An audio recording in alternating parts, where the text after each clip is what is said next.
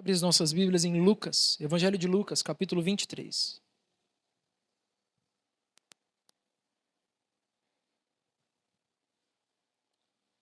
Lucas 23.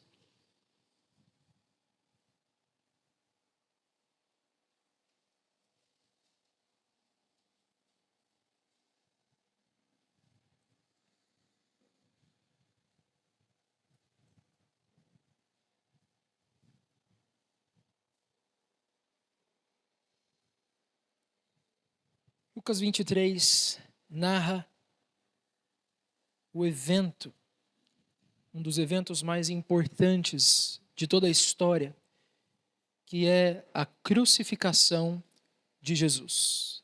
E meus irmãos, na hora mais escura da história, quando toda a criação estava em silêncio, observando o Criador pregado numa cruz, crucificado, Jesus transformou aquele instrumento de tortura, que é a cruz, em um púlpito, em uma tribuna, de onde ele pregou.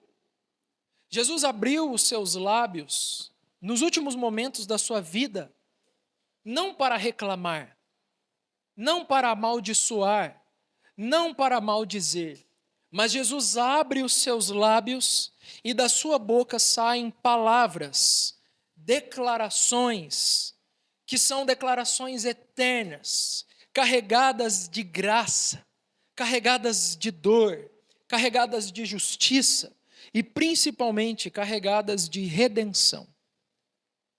Cada uma das palavras faladas por Jesus na cruz revela o coração do Evangelho e o caráter do nosso Salvador, o caráter do nosso Redentor. Diante da cruz, nós não estamos diante de um mártir derrotado, apenas alguém sendo martirizado, mas nós estamos diante de um rei que, mesmo pendurado num madeiro, ele reinava com palavras de perdão, palavras de salvação, palavras de cuidado, palavras de desamparo, palavras de agonia, palavras de vitória e palavras de rendição. São as 7 últimas palavras de Jesus. E as últimas palavras que uma pessoa fala no seu leito de morte dizem muito sobre quem ela é. Quais são as últimas palavras de Jesus no seu leito de morte? Esse é o tema da nossa mensagem de hoje. E eu vou usar a mesma classificação que Hernandes Dias Lopes utilizou. E a primeira palavra que Cristo disse, veja o cenário, se lembre de tudo o que aconteceu.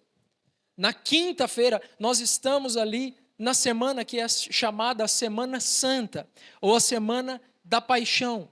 Tudo começa na quinta-feira, há uma ceia, os discípulos, é instituída a ceia do Senhor. Depois, à noite, Jesus é traído por um dos seus discípulos, é entregue para as autoridades para ser julgado, para ser morto.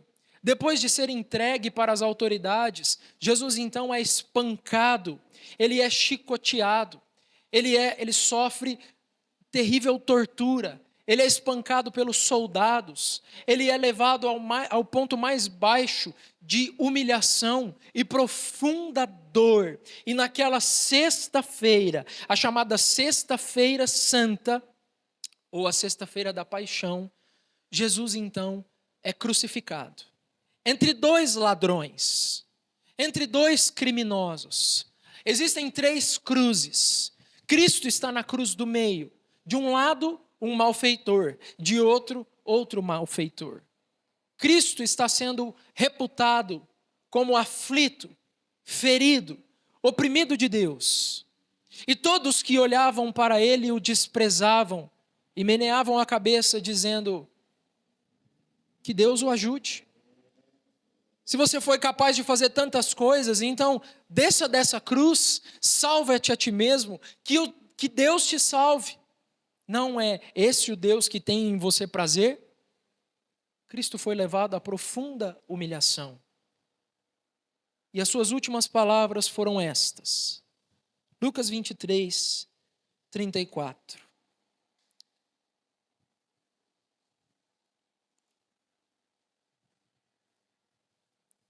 Mas Jesus dizia: Pai, perdoa-lhes, porque não sabem o que fazem. A primeira fala de Jesus em sua paixão, pregado naquela cruz, a primeira das suas palavras é uma palavra de perdão. É uma palavra em que Jesus, ele roga perdão para aquelas pessoas que estão ali. E eu quero chamar a sua atenção para o fato de que essas palavras não estão sendo dirigidas para os seus discípulos. Jesus não está pedindo perdão em favor dos seus amigos. Ele não está pedindo perdão em favor de pessoas que já tinham acreditado na sua mensagem, que já confiavam nele, que já amavam ele, mas que agora estavam tropeçando, mas que agora estavam caindo em pecados. Não, Jesus está dirigindo essas palavras, ele está rogando essas palavras, o perdão, não para pessoas bem intencionadas, mas para os seus inimigos. Jesus está rodeado de malfeitores. Aos pés da cruz estão os soldados romanos, os fariseus, homens e mulheres que estavam zombando dele. Eles estavam repartindo as vestes de Cristo num jogo profano, fazendo brincadeiras com o Criador do universo. E Jesus olha para todo esse cenário que está ali aos seus pés. E o sentimento que toma conta do coração de Jesus não é ira. O sentimento que toma conta do coração dele não é fúria, mas o sentimento que toma conta do coração de Cristo é compaixão. Jesus, ele é tomado de compaixão pelos seus inimigos. Por que Jesus teve compaixão deles? Por que Jesus teve compaixão daqueles homens? Jesus revela, eles não sabiam o que eles estavam fazendo. Irmãos, eles odiavam alguém que eles não conheciam. Eles estavam atacando, ferindo e maltratando o próprio Deus. Há um certo grau de ignorância nas atitudes, nas ações daqueles inimigos de Cristo. E Cristo veio e contempla isso e roga a Deus pelo perdão daqueles inimigos. Nós aprendemos várias coisas aqui, pelo menos 3. Em primeiro lugar, nós vemos Jesus cumprindo na cruz o seu papel de sacerdote. Ele está se oferecendo como sacrifício e ele está intercedendo pelos pecadores. Jesus está intercedendo pelo povo. E hoje nós sabemos que Jesus desempenha esse papel, até hoje, nos céus, assentado à direita de Deus Pai Todo-Poderoso. Ele intercede por nós, por mim e por você que um dia também fomos inimigos da cruz. Por mim e por você que um dia também desprezamos, cuspimos, rejeitamos, meneamos a cabeça, passamos ao largo e deixamos Cristo lá, sem dar um pingo de importância para a cruz de Cristo. Ele intercedeu por nós, não pelos seus amigos, pelos seus inimigos. Em segundo lugar, nós vemos que a petição feita por Jesus no alto da cruz foi eficaz. Deus atendeu a oração de Cristo, porque dias depois, no dia de Pentecostes, enquanto Jerusalém estava cheia, muitos dos que traspassaram as mãos e os pés de Jesus reconheceram a sua ignorância. O próprio soldado, no mesmo dia da crucificação, que furou o lado de Jesus, quando banhado pelo sangue e pela água, ele disse: este é verdadeiramente o Filho de Deus. O véu, as escamas dos seus olhos, a ignorância foi removida e ele entendeu a gravidade das suas ações. E ele entrou em arrependimento. Isso mostra que a oração de Jesus foi atendida prontamente, rapidamente, imediatamente. Em terceiro lugar, nós vemos aqui Jesus cumprindo o seu próprio mandamento, descrito em Mateus capítulo 5, versículo 44, em que Jesus diz: amai os vossos inimigos. Orai por aqueles que vos perseguem e vos maltratam. O nosso Salvador é assim. Ele não é um hipócrita, um falsário. Ele cumpre os mandamentos que ele nos deu. Ele se submeteu a isso. E aqui nós vemos Jesus cumprindo a lei.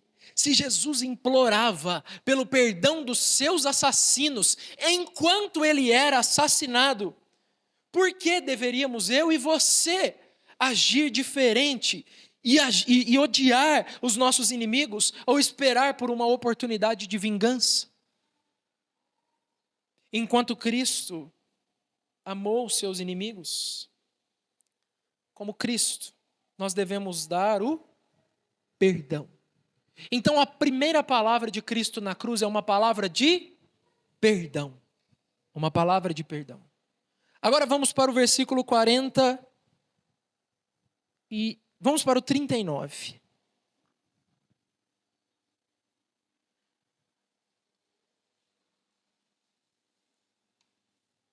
Versículo 39. Um dos malfeitores crucificados blasfemava contra Jesus, dizendo: você não é o Cristo? Salve a si mesmo e a nós também. Porém, o outro malfeitor o repreendeu, dizendo: você nem ao menos teme a Deus, estando sob igual sentença? A nossa punição é justa, porque estamos recebendo o castigo que os nossos atos merecem. Mas este não fez mal nenhum. E acrescentou Jesus: lembre-se de mim quando você vier no seu reino. Jesus lhe respondeu: em verdade lhe digo que hoje você estará comigo no paraíso. A segunda frase de Jesus na cruz foi uma resposta de Deus direta à oração que ele tinha acabado de fazer. Jesus tinha acabado de pedir a Deus: Pai, perdoa-lhes. Eles não sabem o que fazem. Minutos depois, acontece esse fato. Porque Deus, o Pai, converteu o coração de um dos malfeitores que estava na cruz ao lado. Vejam, ele estava zombando de Jesus também.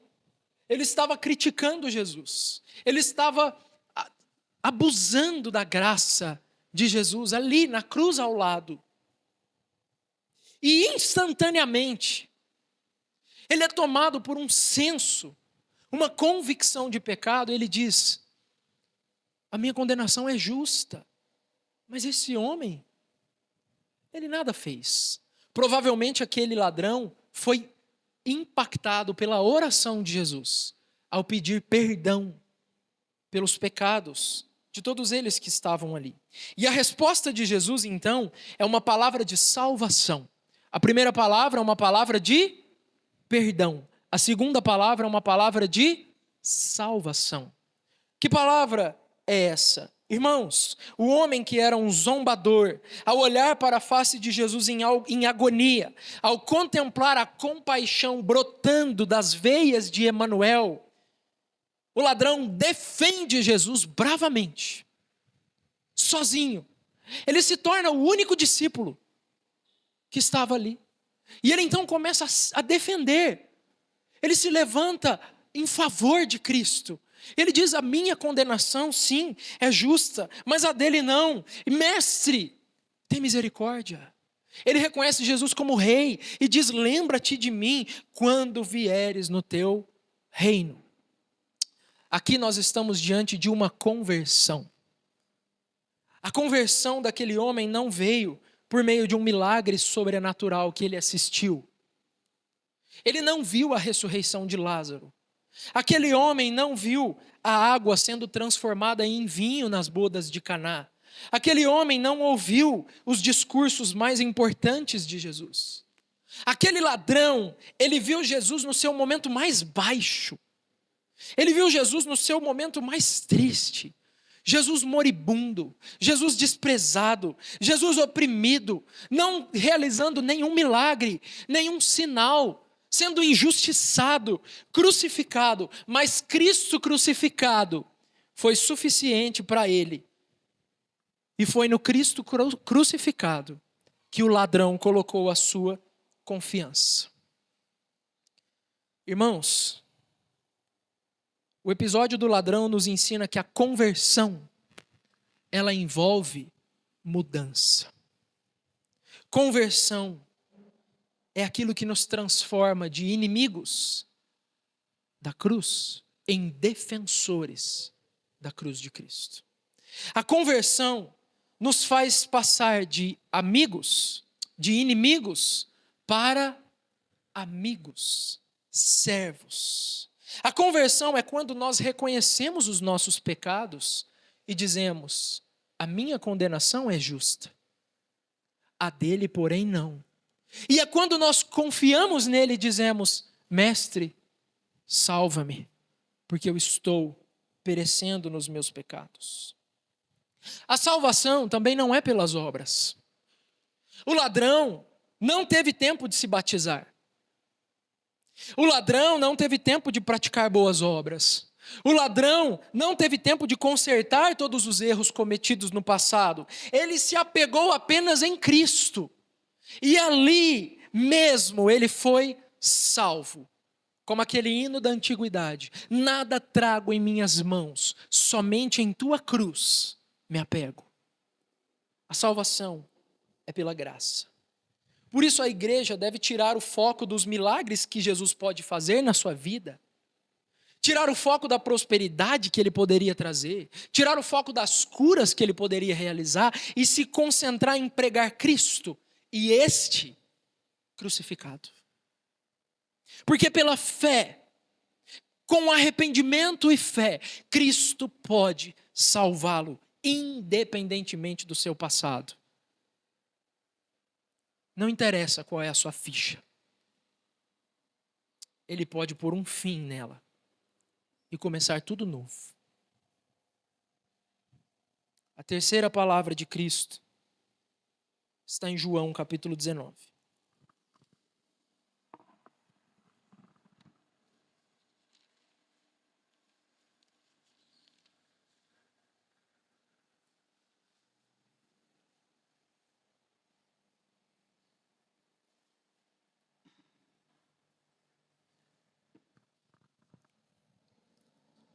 João 19, versículo 27.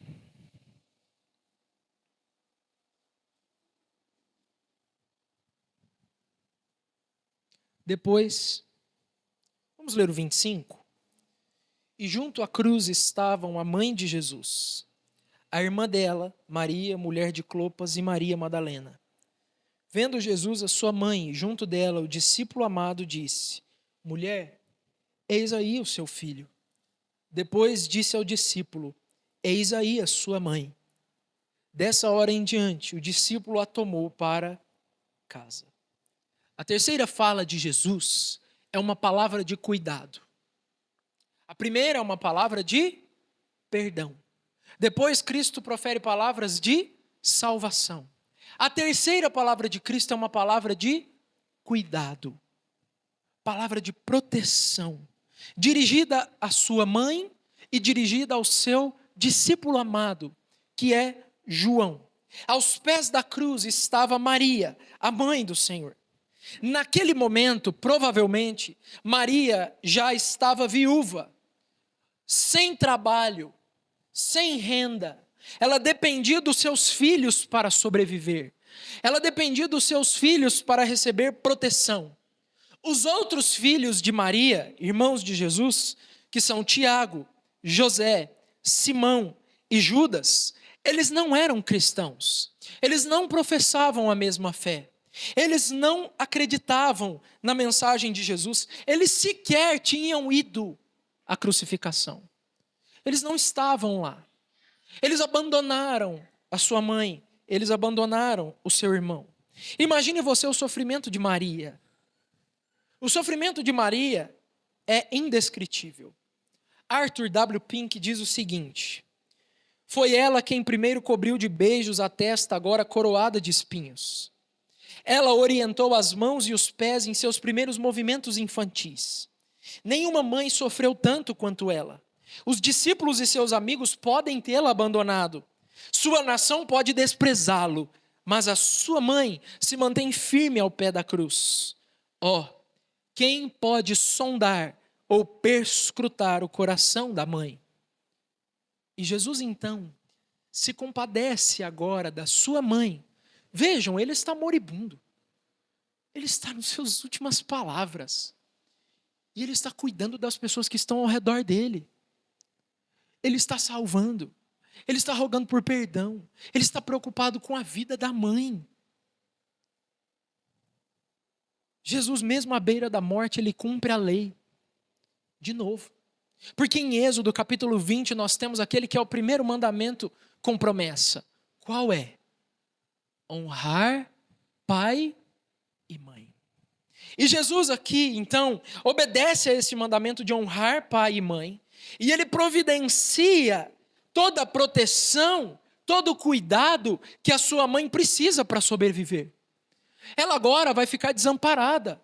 Então ele providencia alguém para levá-la para casa e cuidar dela. E a Bíblia dá testemunho de que Maria foi cuidada por João até os últimos dias da sua vida. Vejam que ato de obediência de Jesus. Vejam que ato de amor, que exemplo de cuidado com os pais, que exemplo de cuidado, que exemplo de obediência em tempos em que os pais são desprezados. Em tempos em que os pais são banidos das suas casas, abandonados, deixados, desprezados, chamados de velhos e ignorantes, Cristo olha para sua mãe e se compadece dela. Cumpre a lei.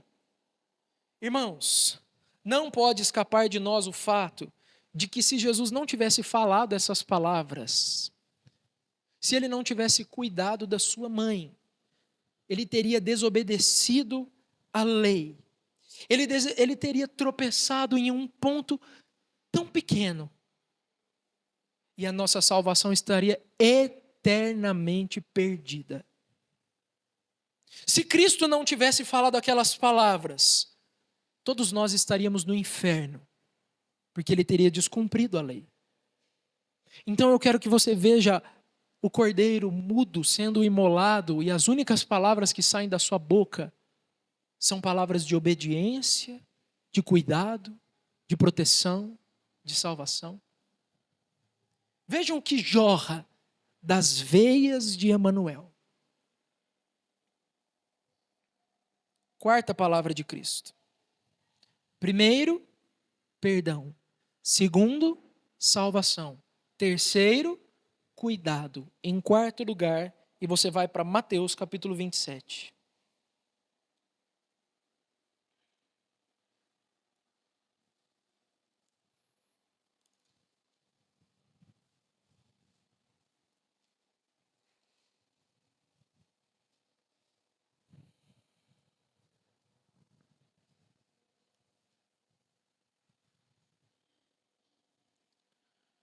Mateus 27, versículo 46.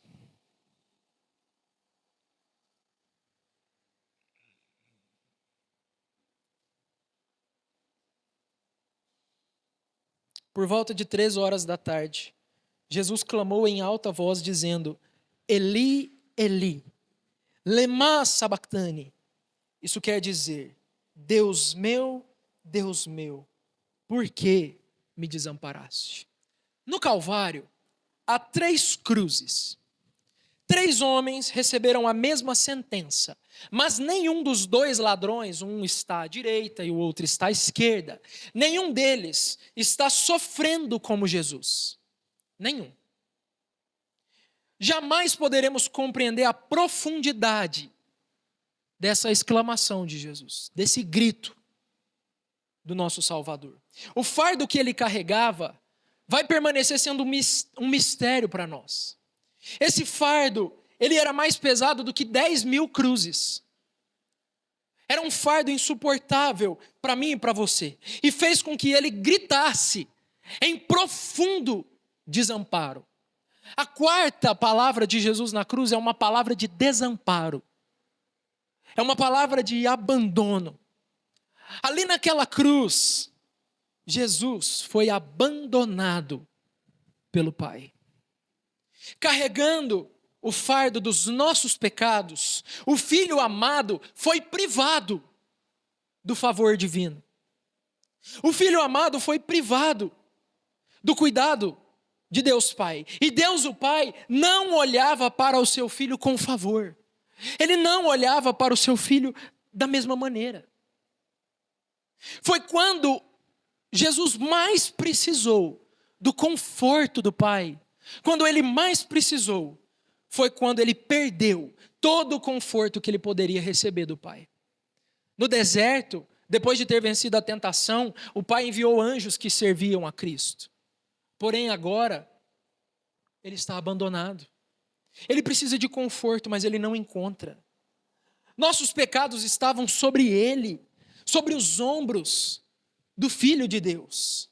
E o Pai, que é santo e odeia o pecado, agora estava derramando o cálice da sua ira sobre o Filho. Não havia favor, havia apenas ira sendo despejada sobre o Filho de Deus. Ali naquele vale escuro, Cristo só podia se apoiar na sua fé.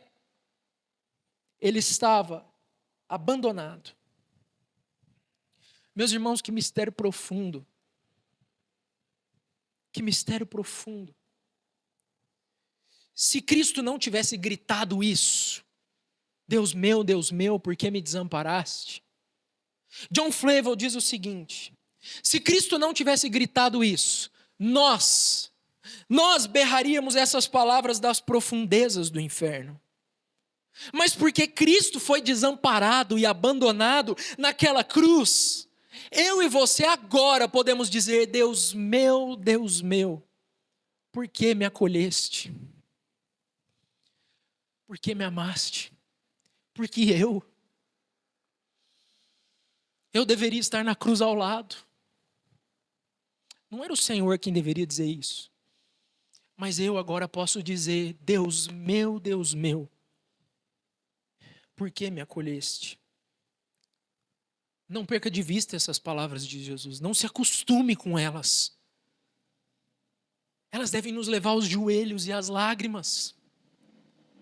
A quarta expressão de Cristo na cruz é uma palavra de profundo abandono e desamparo. Um abandono e um desamparo que você nunca vai precisar experimentar nas profundezas do inferno se você tão somente crer. João 19 de novo.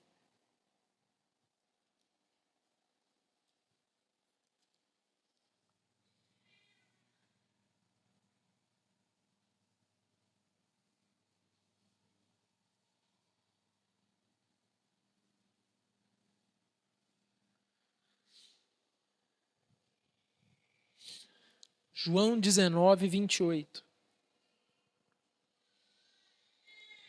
Depois, vendo Jesus que tudo já estava consumado, para que se cumprisse a Escritura, disse: tenho sede. Irmãos, primeiro nós temos uma palavra de perdão, depois uma palavra de salvação. Em terceiro lugar, nós temos uma palavra de cuidado.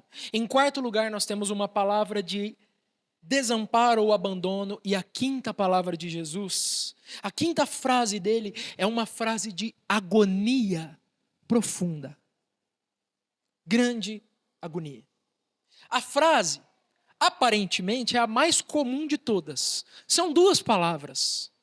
Tenho sede.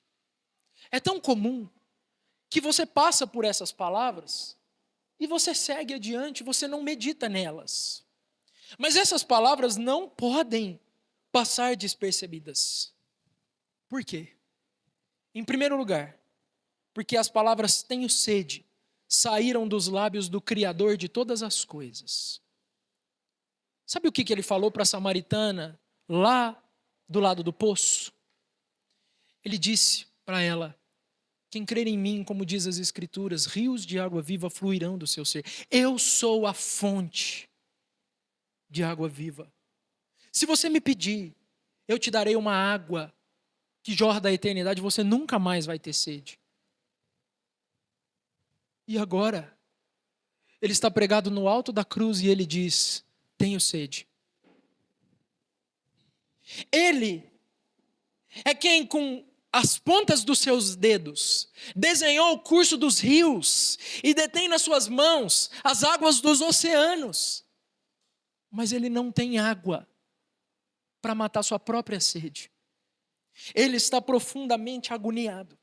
Essa fala de Jesus, ela é uma evidência clara, uma evidência muito forte de que ele estava debaixo da maldição de Deus, como um substituto pelos nossos pecados, de acordo com Gálatas capítulo 3, versículo 13.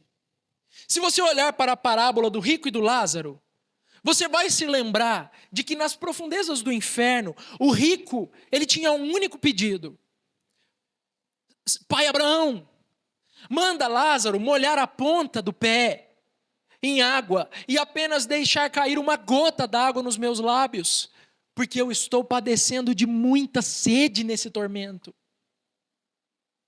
Ou seja, o que é que Jesus estava sofrendo naquela cruz? Meus irmãos,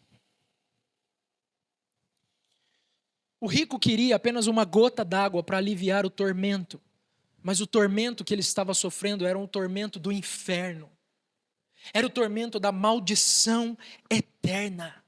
As nuvens graciosamente teriam derramado chuva sobre o Filho de Deus se ele pedisse, porém ele estava ali carregando a nossa maldição e experimentando o inferno no nosso lugar. Tem pessoas que dizem que quando ele morreu, ele desceu ao inferno. Isso não é verdade, porque ele estava experimentando o inferno ali naquela cruz, e não havia uma gota de água que refrescasse a sua língua. A sua língua estava pegada ao céu da boca, os seus ossos todos desconjuntados. Ele já havia tomado uma quarentena -1 de açoites. Ele havia carregado a própria cruz por toda Jerusalém. E agora aquele homem está lá desamparado, experimentando todas as dores e as maldições do inferno. Em Isaías 41:17, há uma promessa de Deus, de que o povo sedento iria pedir, e Deus daria águas. Mas aqui, o Filho de Deus não recebe a água que ele pede. Ele tem sede, ele pede por águas, mas ao invés das águas, os soldados lhe deram vinagre. Os soldados lhe deram um cálice amargo, que representava a ira de Deus. Ao invés de beber a água refrescante do alívio, o nosso amado Salvador sorveu cada gota da ira que estava preparada para mim, que estava preparada para nós. Ele bebeu cada gole daquele vinagre. Olha o versículo, nós lemos o 27. O 28, leia o 29. Estava ali um vaso cheio de vinagre. Embeberam de vinagre uma esponja e, fixando-a num caniço de sopo, aproximaram a esponja da boca de Jesus. Ao invés de água, vinagre. Olha o que Spurgeon diz sobre o vinagre. Ali, naquele cálice, ali estava o cálice. O inferno estava nele. O Salvador bebeu. Não um gole e então uma pausa. Não um trago e então um intervalo para descansar. Ele sorveu tudo, até não restar uma gota sequer para qualquer membro do seu povo. Escuta aqui. Você está agarrado aos pés da cruz? Você é um discípulo? Você creu em Cristo? Se sim, você nunca vai experimentar uma gota da ira de Deus, porque Cristo bebeu tudo no seu lugar. Cada gole, cada gota, ali, naquela taça de vinagre, naquela esponja de vinagre. Então, a quinta palavra de Jesus é uma palavra de profunda agonia: tenho sede. A sexta palavra está no versículo 30. Quando Jesus tomou o vinagre, disse: está consumado. Está consumado. Nós temos uma palavra de perdão, nós temos uma palavra de salvação, nós temos uma palavra de cuidado para com a sua mãe, depois nós temos uma palavra de profundo desamparo e abandono, e chegamos agora em uma palavra de agonia, mas Cristo tem agora uma palavra de vitória. Você veio na igreja hoje para ouvir uma palavra de vitória? Então escute essas duas palavras. Está consumado. No grego, tetelestai.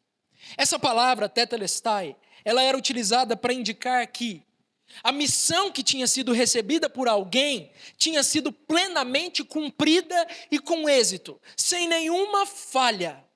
Ao dizer essas palavras, Cristo está comunicando para mim e para você. É para nós essa palavra. Ele está dizendo a nós que a missão que ele tinha recebido do Pai, de resgatar um povo para si, a missão que ele tinha recebido de esmagar a cabeça da serpente, tinha sido plenamente cumprida, com êxito, sem falhas. Cristo é o Messias prometido em Gênesis 3,15, e mesmo tendo seu calcanhar ferido, ele esmagou a cabeça da serpente, e assim cumpriu a vontade do Pai com êxito pleno, dizendo ao seu Pai: Pai, tetelestai, está consumado. Na cruz, Jesus também deu honra, não só ao Pai, mas ele deu honra ao Espírito Santo. Por quê? Porque é o Espírito Santo quem tinha capacitado, o Espírito Santo é quem tinha assistido Jesus, ajudado, auxiliado, instruído Jesus em cada passo da sua jornada até ali. Então, quando ele diz está feito, ele honra tanto o Pai, quanto ele honra o Espírito. E essas palavras carregam um profundo significado para nós. Por quê? Pois essas mesmas palavras, tetelestai, também eram utilizadas para indicar o pagamento de uma dívida. A quitação total de um débito tributário. Ou seja, cada crente, cada cristão, cada filho de Deus, desfruta de segurança e paz, porque sabe que a dívida da sua multidão de pecados foi inteiramente quitada e paga pelo Filho de Deus. Não há mais condenação para nós. Amém. Glória a Deus. Não há mais condenação. Os pecados do passado, perdoados, plenamente quitados. E os do presente, perdoados, plenamente quitados. E os do futuro, perdoados, plenamente quitados. Está consumado. Nenhuma condenação há para aqueles que estão em Cristo Jesus. Mas essa expressão tetelestai, ela tem um terceiro significado. Ela também era utilizada para descrever algo que começou. Também significa está iniciado, está feito e iniciado. Aos pés da cruz, nova vida para nós. Novas criaturas. Um novo sentido de existir. Um novo propósito. Um novo caminho. Tudo novo. Cristo inaugurou o seu reino. E estamos nós aqui, súditos desse reino, numa nova vida, uma nova história. O melhor de Deus chegou, está no nosso meio. Cristo, o seu corpo e o seu sangue, moídos e derramados. E a sétima e última palavra de Cristo. Lucas, novamente, capítulo 23.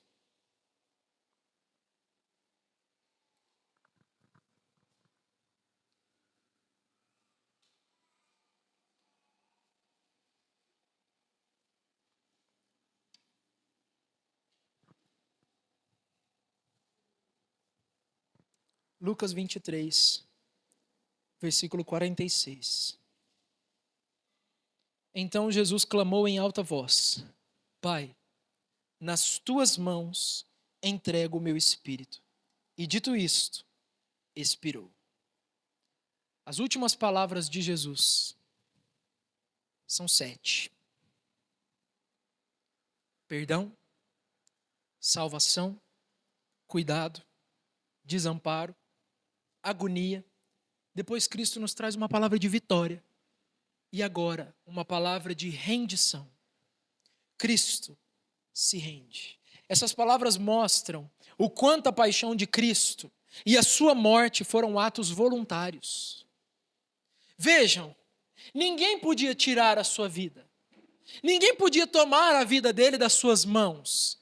Ele voluntariamente deu. Ele voluntariamente entregou a sua vida para depois tomá-la de volta. Cristo fez o sacrifício voluntário. Quando ele profere as palavras de desamparo, Deus meu, ele não se refere a Deus como Pai, mas agora ele novamente chama Deus de Pai. Agora ele se refere a Deus como seu Pai amoroso. Agora ele se refere a Deus como seu Pai fiel. Agora Deus está satisfeito. Por que Deus está satisfeito? Porque está consumado, está feito, está pago. Não há mais condenação, não há mais ira. Agora, a face de Deus é a face favorável. Todo conforto agora é por ele recebido. Deus está satisfeito com a sua obra. Assim como no final de cada dia da criação, Deus olhou e viu que era bom e ficou satisfeito, agora Deus olha para o final da obra de Cristo e o que ele diz? Isso é bom. Deus está satisfeito. Deus tem prazer no seu Filho. Deus está satisfeito com a obra de Cristo na cruz. Então Cristo se rende e, Pai, nas suas mãos eu entrego o meu espírito. Mas esse conforto não é só para ele.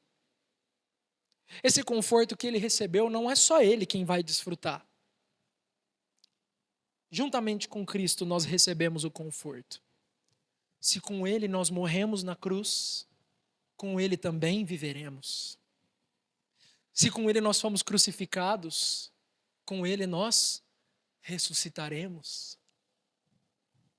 Cristo comprou para mim e para você um descanso eterno das lutas daqui. É por isso que aquele hino antigo diz: sim, eu porfiarei por essas terras de além. E lá eu descansarei das muitas lutas de aquém. Descanso, conforto, alívio. São essas as palavras finais de Cristo.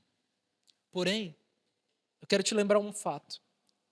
São 3 cruzes. Nas 3 cruzes, em cada uma, há um homem. São 3 cruzes. São 3 homens. São 3 mortes. Mas apenas 2 destinos. Apenas 2. Um deles, um dos homens, o rebelde, morreu em pecado. Porque ele não se arrependeu. Ele estava na cruz, ele zombou de Cristo, ele jamais se arrependeu e o seu corpo ficou lá, para ser devorado pelas aves. O outro, na cruz do outro lado, também pecador, mas arrependido, ele não morreu em pecado, ele morreu para o pecado. O pecado não tem mais poder sobre aquele homem. Ele está agora nos céus com o Salvador, o ladrão. E o homem do meio? Por que o homem do meio morreu? Em pecado ou para o pecado? O homem do meio morreu pelos pecados. Pelos nossos. Pelo pecado da sua igreja. Pelo pecado do seu povo. Por cada ato hediondo, vil, sujo e abominável. Seja uma ação, seja uma omissão que cada um do seu povo cometeu em qualquer tempo, Cristo levou sobre si. E pelas suas pisaduras nós fomos sarados. Há 2 destinos. Ou você morre em pecado, ou você morre para o pecado. Quando nós morremos para o pecado?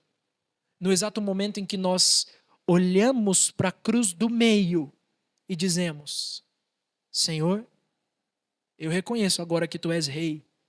A minha condenação é justa. Porém, lembra-te de mim quando entrares no Teu reino.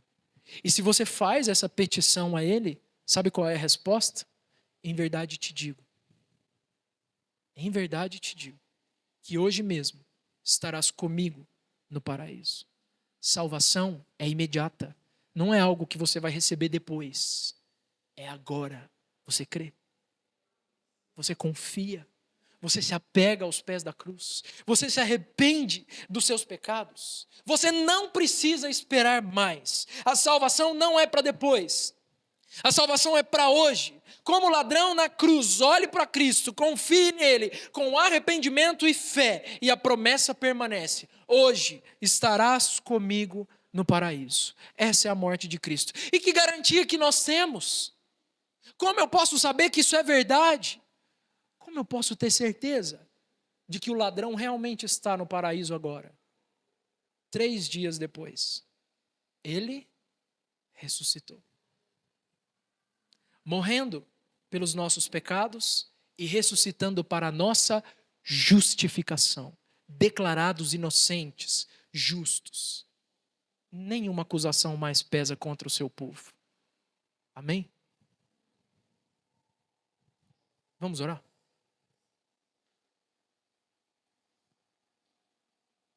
Senhor,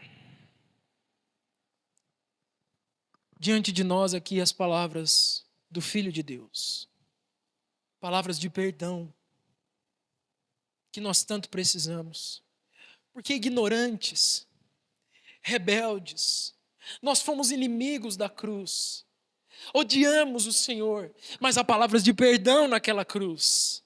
Temos as palavras de salvação do Senhor, a salvação de que tanto necessitamos. Amado Salvador, temos palavras de cuidado, o cuidado que nós tanto buscamos, o cuidado que nós tanto necessitamos, que a nossa alma tanto anseia. Assim, Senhor, podemos olhar para suas palavras de desamparo e saber que, mesmo desamparados, jamais estaremos sós, porque o Senhor foi abandonado na cruz. E eram os nossos pecados que faziam separação entre o Senhor e o teu Pai. Deus Pai, não são hoje eles que nos separam mais, porque o Senhor levou. Há palavras de agonia na cruz, quando o Senhor disse: tenho sede, e ali o Senhor tomou cada gota do cálice da ira de Deus, também no nosso lugar. Senhor, nos apegamos nas suas palavras de vitória, dizendo para nós que está consumado, e que nenhuma condenação há para aqueles que estão em Cristo Jesus. E descansamos hoje, domingo, que dia propício, para entrarmos no descanso. Descansamos hoje nas suas palavras de conforto, dizendo: Pai, nas tuas mãos entrego o meu espírito, e é nas suas mãos que nós entregamos as nossas almas nessa manhã. Receba as nossas almas, receba o nosso coração, receba-nos, assim como estamos, arrependidos, porém perdoados, no nome de Jesus. Amém.